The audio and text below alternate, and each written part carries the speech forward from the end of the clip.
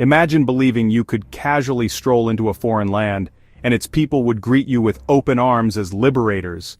That's exactly what the United States thought in 1812 when they set their sights on Canada. Politicians were so certain of victory they predicted the invasion would be wrapped up in weeks.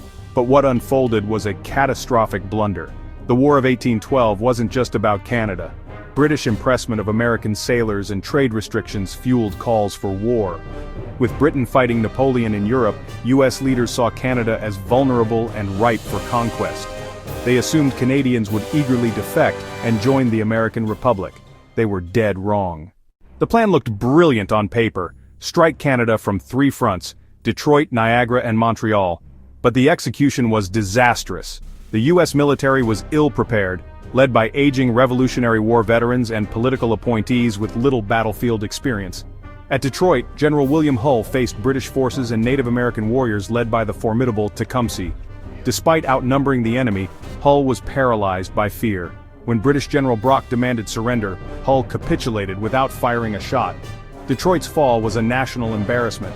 At Niagara, American forces crossed the river at Queenston Heights, initially establishing a foothold, but reinforcements failed to cross. Militia refused to fight on foreign soil. Left stranded, the assault force faced brutal counterattack. The invasion dissolved into chaos.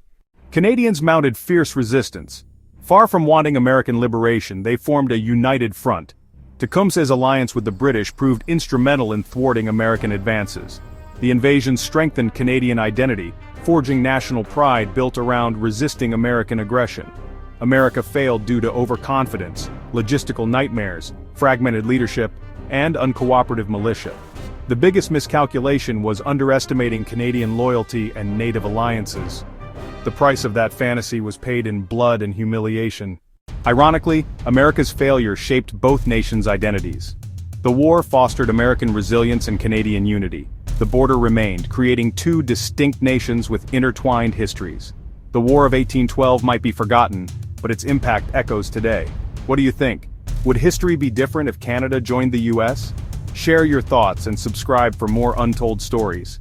Thanks for watching, and remember, history's greatest lessons often come from its greatest failures.